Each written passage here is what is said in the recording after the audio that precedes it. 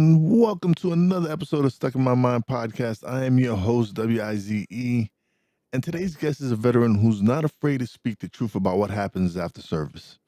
Adam Peters, host of the Strategic Veteran podcast, has lived through the broken transition system, battled his own shadows, and now uses his platform to bring healing, community, and reform to veterans everywhere.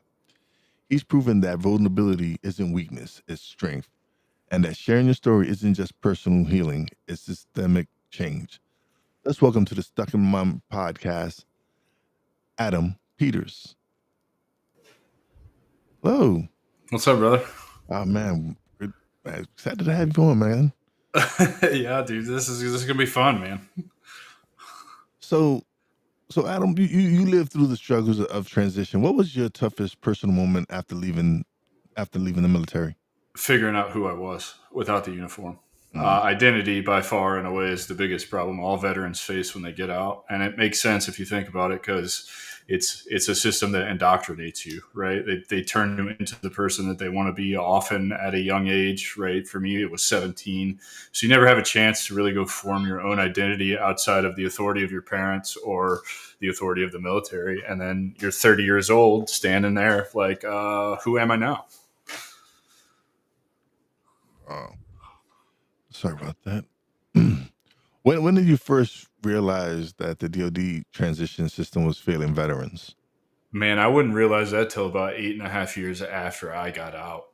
So Wow. I'd spend the first 4 years in what I call a false transition, kind of just following their roadmap, doing all the little check the box things that they tell you to do. Go to school, get your degree. You're a veteran, so you shouldn't have a problem finding a 6-figure job. Everybody's going to want to hire you because you're a veteran.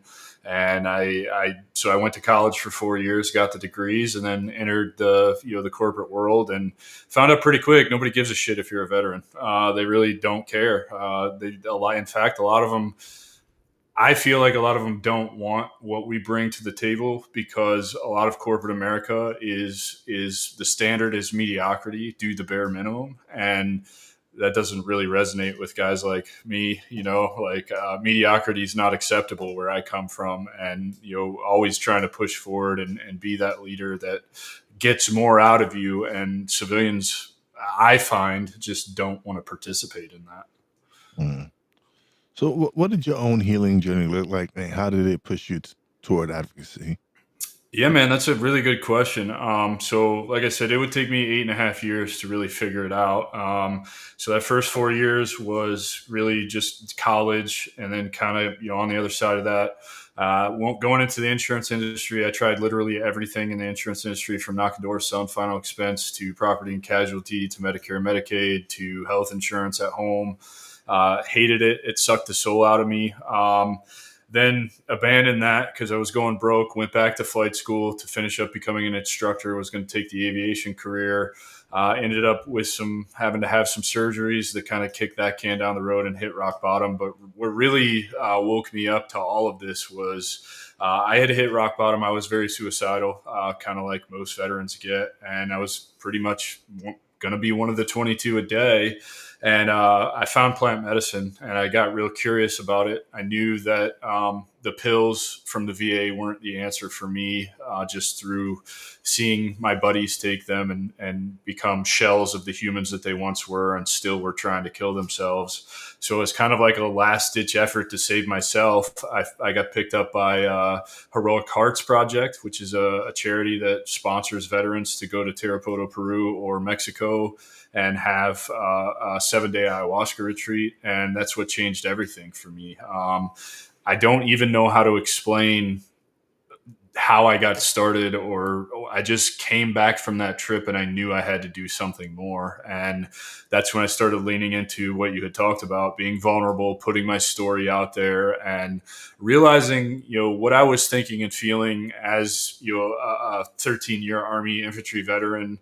I can't be alone in that. So if I just tell my story and help others tell their story, maybe it'll help save lives. Absolutely, absolutely. You often talk about owning your story. What does that mean for veterans? I mean, it means lean into the good, the bad, the ugly, the indifferent, man.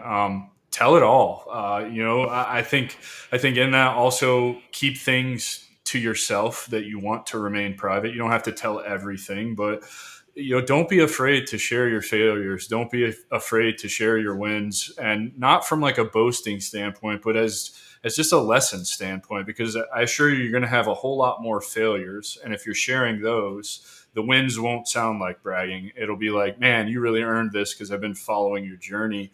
And just own all of it, man. That's really, you did these things. I'm kind of in this weird period right now where everybody thinks my story is interesting, but I think my story is boring, and I've lived it. That's why I think that it's boring. But every time I tell my story, and I mean, it has variations to it. It's the same story. Sometimes things are left out. Sometimes we don't have time to cover some things. We don't go as deep. But every time I tell it, somebody gets something else out of it, and it allows me to continue to go up there and talk about myself even more and even more, even though it's uncomfortable, even though I don't think it's a great story. It's because I've lived it. I've lived enough life that I guess everybody can draw lessons because I've chosen to be vulnerable in my story. Yeah, absolutely. Mhm. So, how did the Strategic Veteran podcast come about? What did you hope to create? Yeah, that's a really good question. So it actually the name came from a follower in my comments. So they named the whole personal brand, if you will. And then the actual podcast idea came from a mentor. I was challenged by a mentor to network with people in my local area, reach out to 3 or 4 people who live around you on LinkedIn or whatever social media platform is your choice. Just ask if hey, I find what you're doing really interesting. Are you up for coffee, a meeting in person, shake hands, and have a chat? And so I did that. I reached out to this guy, and I met him over at Disney Springs on a Sunday afternoon, and I proceeded to walk around for 6 hours and get a master class in what I should be doing, and based on he's a few steps ahead of me, and his success and what he knew about growing a brand online. And his first words to me after about 15 minutes of walking around was like, "You're not the guy that gets his message across sitting behind a keyboard. Have you thought about doing a podcast?" And I just dove right in, man. I came home that Sunday and I got started, and then 3 weeks later, I launched the first episode of the podcast, and I haven't looked back since. So I originally started the podcast with the idea that the path back to purpose for veterans was through entrepreneurship. But after I recorded early episodes, I really realized the problem is in transition. And so I kind of pivoted, and now that's what I talk about is where the DoD is failing the transition process and what you can do to help yourself on the other side of it. So kind of my theme is I just want to be the guy I didn't have. Mhm. Did you face any resistance when you started speaking so openly about trauma and transition? No, I didn't. In fact, I think it compounded growth because here is a guy saying the quiet parts out loud. The things that people are often afraid to say. I just kind of looked at it like I'm not a DoD employee anymore. I have no ties to the Army or the U.S. government, so I can talk openly about this, as bad or as good as I want, and hopefully it'll land where it needs to, and hopefully it'll resonate. And then on top of that, man, like I'm speaking to my people. Like I am a member of this community. I am a veteran who is a combat veteran. So I think I'm uniquely qualified to speak about this the way that I speak about it because I know how to communicate with these people. And so I think it just amplified growth, to be honest. I get a little pushback here and there, but in the grand scheme of things, I really don't have any haters. That's awesome. It's pretty cool. I mean, I wish the haters would come because, haters double growth just because if you have a solid audience, they'll have your back and it just kind of feeds the algorithm. But, it's really onesies and twosies, and it's mostly older Vietnam type veterans who just kind of haven't opened their mind to, just the way they were treated when they came home, and they're older now. And it's kind of, this sounds really bad, but it's, I mean, they're kind of in stage of their life. So it's kind of too late for them, if you will. And so they're the ones who give me a little pushback. Well, the military is in the business of training warfighters, not in the business of training you how to be a civilian. And it's like, well, they're obligated to do that by contract. You know what I mean? Yeah. So And I can imagine, because that was a generation of the Vietnam veterans, was a generation that was just really completely lost. They didn't get no support, anything. So I can imagine them still feeling bitter and angry at the fact that, listen, look at what we've been through. yeah, So yeah. yeah, I can imagine how difficult it could have been for them. So and I can imagine why this question. But what makes your approach to transition different from the typical resume and interview process?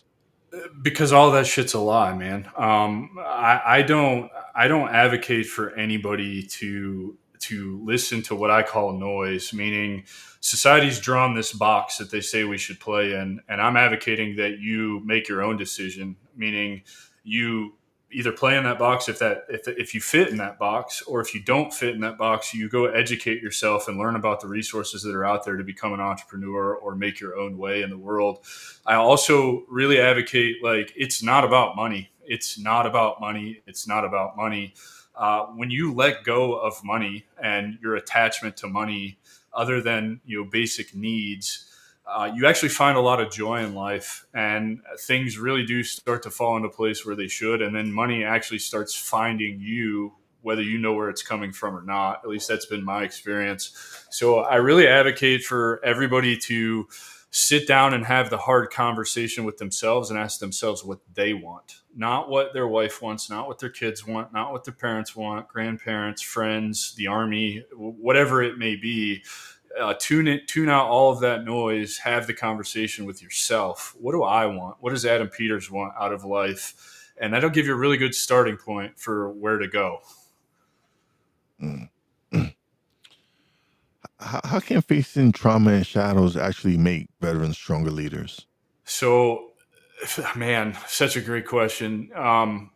Jordan Peterson's famous for a quote he about trauma. He says the only way out is through. And I really believe that. Through a lot of conversations I've had, I'd like to use a little analogy here. The distance between cells in our body is like the distance between the earth and the moon. So if you can imagine, trauma has a lot of places to hide in your body. So if you continue to run away from it, it's just going to move around in your body. If you actually address it and you face it head on and you work through it, then it has nowhere to hide anymore, and you actually get rid of it and you become stronger on the other side of it. I also think that being a good leader means you practice what you preach. So if you're not willing to face your own trauma, what qualifies you to be a leader? Mm. Oh You yeah, know? absolutely. And yeah, and that's something. And not, I think many people in just even civilians, that's how they had to. You have to deal with your trauma. You have to deal with what you went through in life, and so you can move on and advance. So yeah, definitely, it all ties in together. Yeah. You create safe space for veterans to share. How does storytelling heals? That's a really good question too, man. I love all these questions, by the way. These are fire. So storytelling, it's not even story. I mean, it is storytelling, but when you share your story and you put it out there for somebody to stumble across on the internet, you have no idea what state of mind they're in, where they're at in their life, or if your story carries something that they resonate with. Meaning, I started the podcast because I thought if I tell transition stories and just help veterans tell what they've been through, what they're feeling on the other side of coming out of the uniform, and the challenges they've dealt with through that, it could reach another veteran who thinks he's alone, or she thinks that they're alone in what they're going through or what they're feeling. Because oftentimes it's what we do as veterans. We're taught to swallow it, compartmentalize it, don't think about it, right? And often that leads to, man, I'm the only one in the world going through this. Well, that's absolutely not true. And so by just me telling my story and then bringing over 150 people on to tell their stories, it now reaches so many more people. And I get messages all the time that come across it, man. I listen to your podcast every week. I can't wait for the next vet that you bring on to tell their story. I see myself in a lot of your guests. It's incredible, man. And so I think that's the answer to your question, man, is it just encourages other people to tell their story, which in turn I think helps them face whatever it is that they're going through, because then you start to open up and you talk about it. And if you have a conversation with me, I might be able to point out some things where you could reframe some things, or give you some tools in that conversation to help you move past that negative emotion that you're experiencing or whatever. And it just happens in like a natural conversation instead of like the scary couch therapy session, if you will. Yeah, yeah, definitely.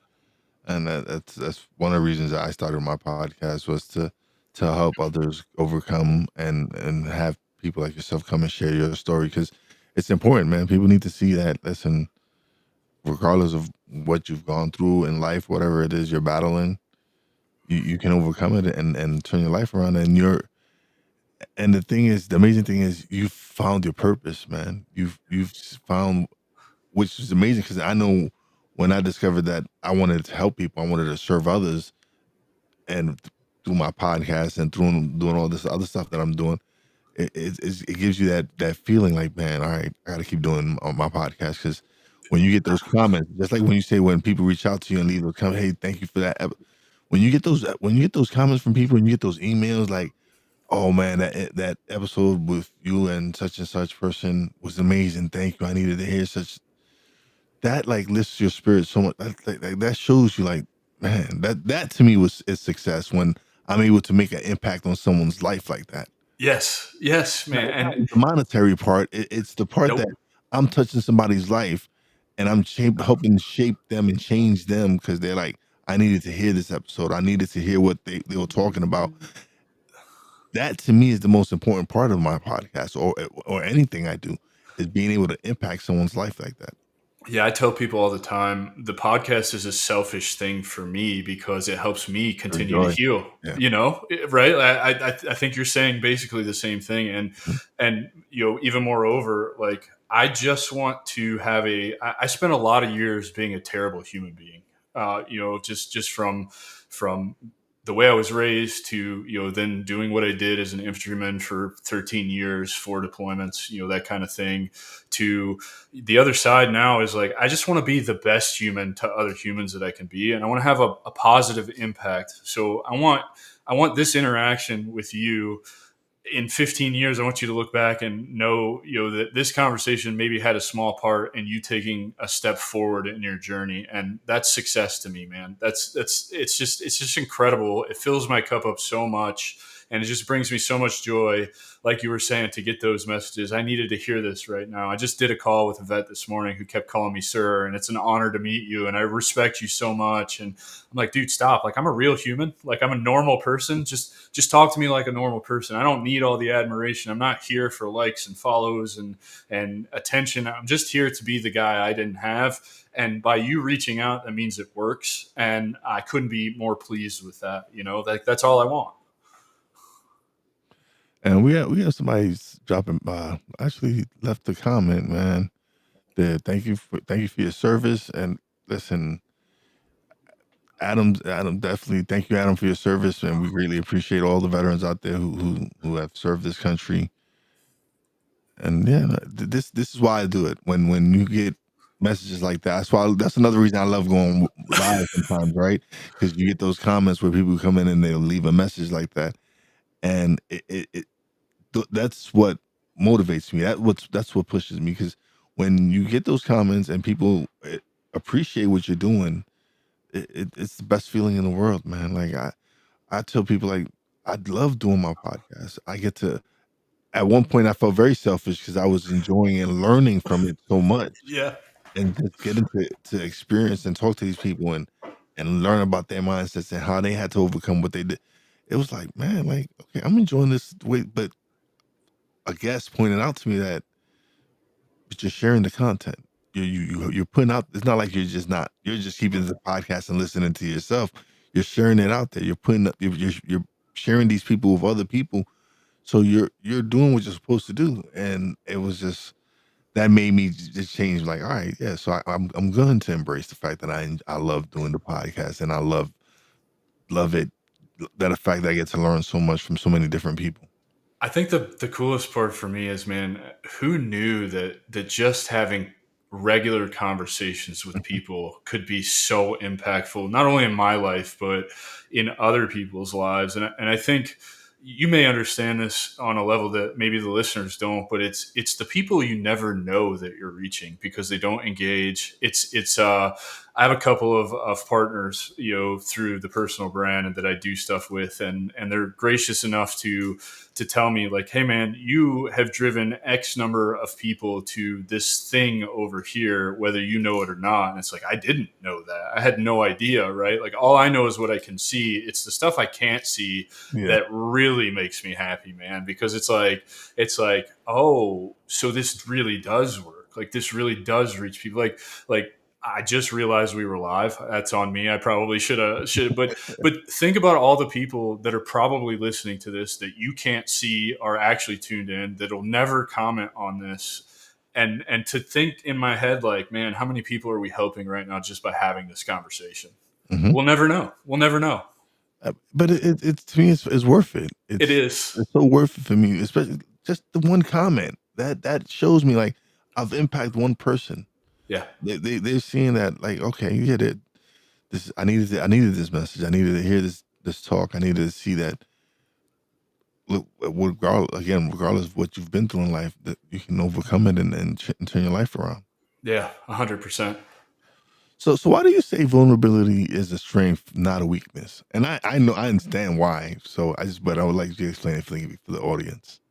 I can't give you like a clinical or a textbook No, definition. no, no. All I can I do want is, your definition. I want your yeah, definition. yeah, I mean, I can just give you my experience. And I joined the army in 2002, spent a year at undelayed entry, and then I was active duty from 2003, barely 18 years old, till 2015. I was already 30 years old.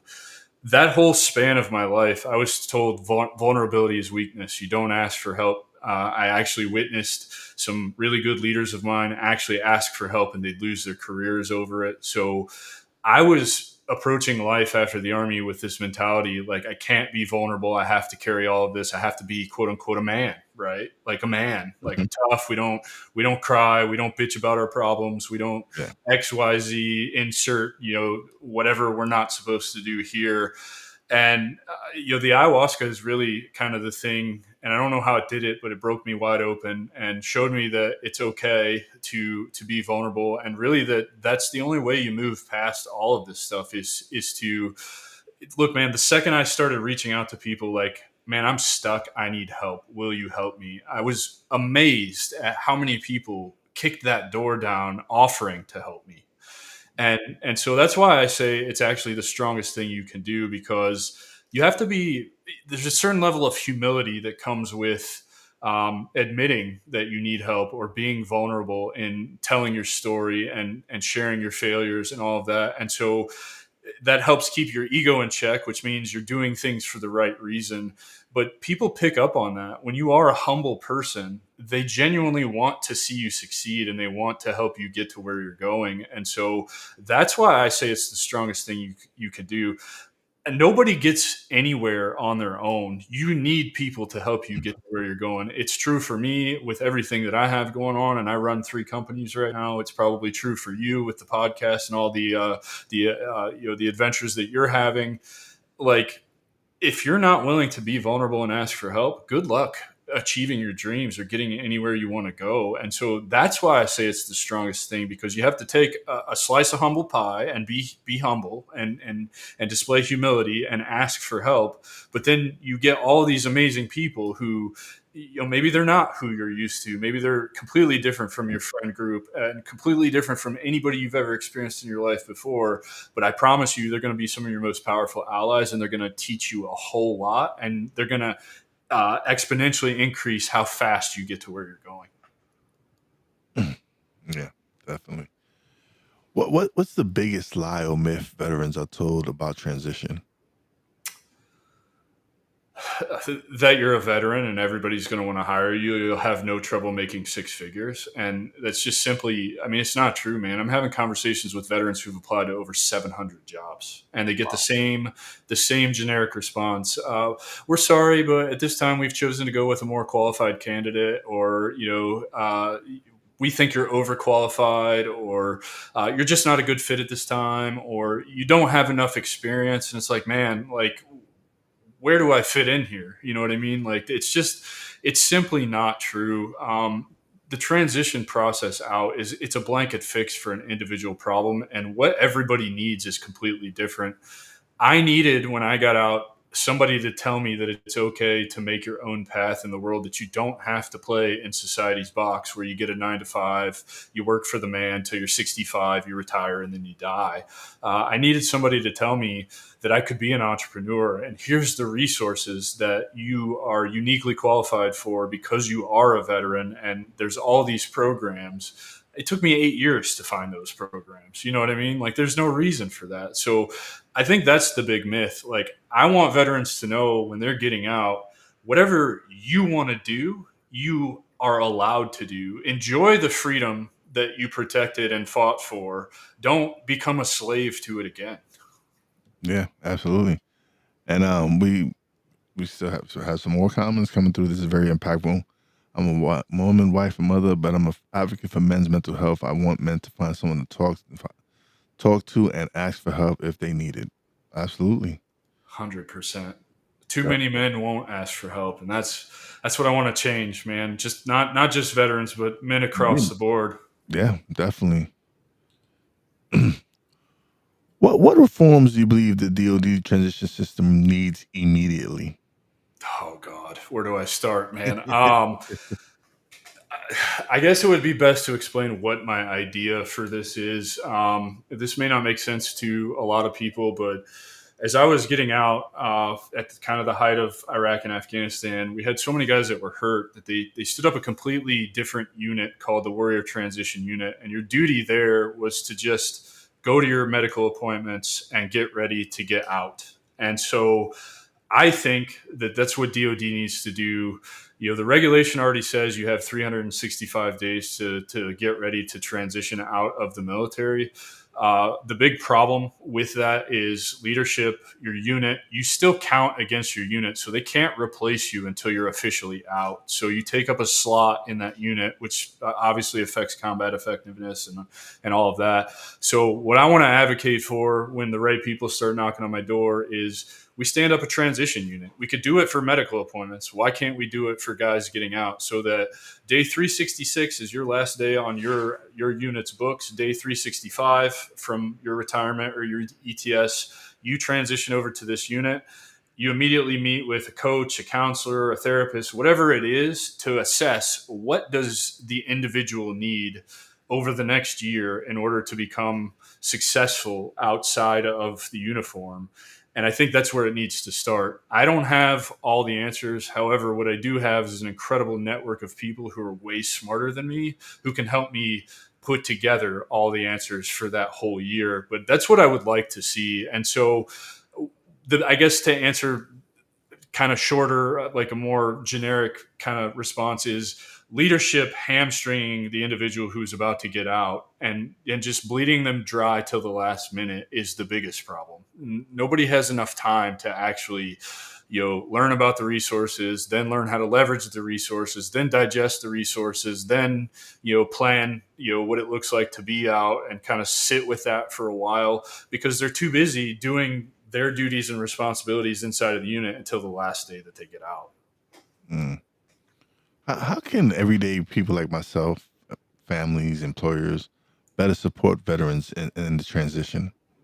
Man, I get this question all the time. I really don't know, because it's such an individual problem. What each veteran needs is different. So I guess the best way would be, if you notice a vet and you think they're struggling, because I think at this point everybody can tell when we're wearing the mask, when we're not being honest about how we truly are, it's like, just offer a helping hand. Like, hey, man, I'm an ear. I'm here to listen if you want to talk. I may not be able to understand or relate to whatever it is you're going through, but I can listen. And I find, and obviously it's probably because I am a veteran, but I find that 9 times out of 10, when a vet reaches out to me, all they want is an ear to know that they were heard.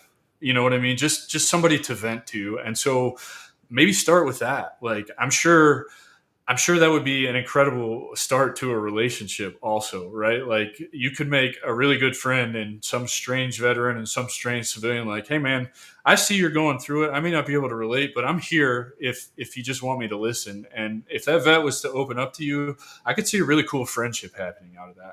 I could see that being really powerful and starting to bridge that gap between, a veteran understanding civilian life and a civilian understanding what a veteran goes through. And so I think that could be a really powerful way, man. I think that could be a dope show, actually. You're right. That could be a dope show. He's just a civilian and a veteran talking and just being able to show the perspective from like the civilian life. Like, hey, this is and help the transition. Like that would be a Yeah. dope concept, man. Yeah. Yeah. See what I mean? It's just conversation comes up with ideas. I hope somebody runs with that idea. I Oh really yeah, do. definitely. So what's next for the Strategic Veteran Podcast and your mission? Hopefully, man. Hopefully, I'll get an opportunity to really stand in front of policymakers on the Hill and actually leverage these stories, these transcripts from all these vets that have come on and told my stories. I've had conversations with the likes of 2 and 3 star generals who are now out, who really believe in my philosophies, to full bird colonels from the Marine Corps and the Army that are retiring, to the FBI sleep psychologist who is uniquely qualified to say that there's merit to my philosophies. I really want the opportunity to stand in front of the people who are supposed to work for us, to listen to me, and all of this. This is not just me throwing shit at a wall and seeing what sticks, man. Like, I've got 150 transcripts of conversations. I can point to the data. Like, this is data driven. You know what I mean? Yeah. Like, not only that, but I have the lived experience. So I want them to start listening to the people who have lived through this, because 90% of people on the Hill have no idea. They have no idea. Yeah. So how do you keep your own fire lit while carrying so many heavy stories? I think the podcast is how, man.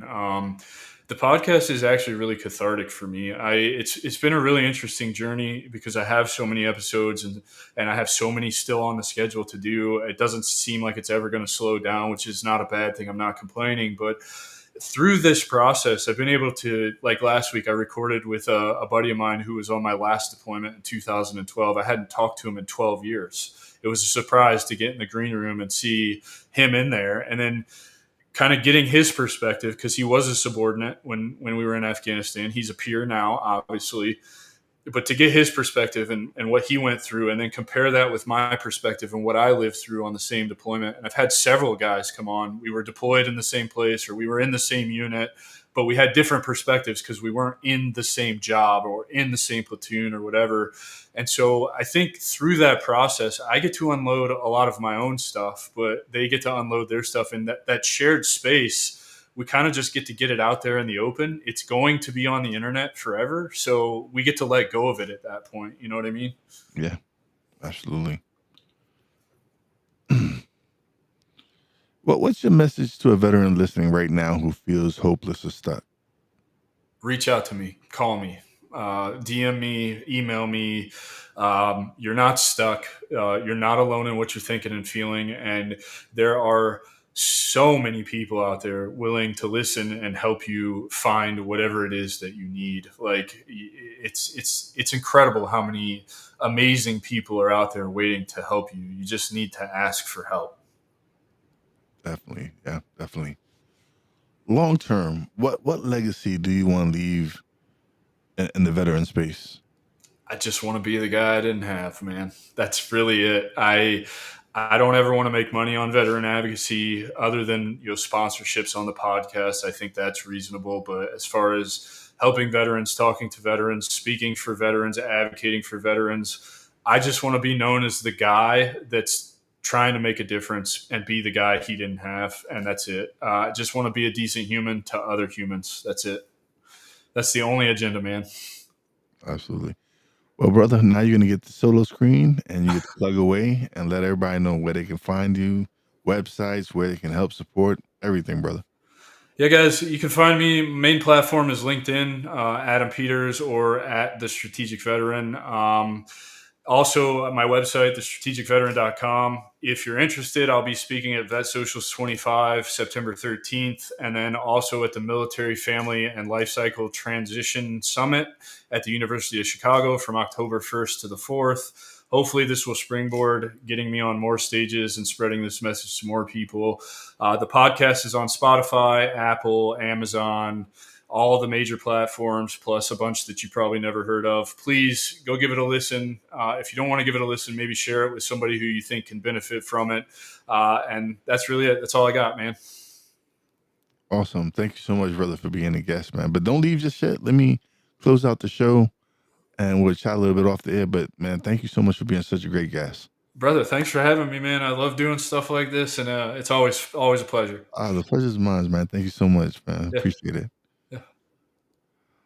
All right, everybody. Another great episode, man. That was awesome. I love it. If Adam's story resonated with you, go follow the Strategic Veteran Podcast and share this episode with a veteran in your life. Because sometimes hearing the raw truth from someone who's been there is the lifeline they're going to need. So stay strong, stay real, stay wise. Now your boy Wize does it. Peace out.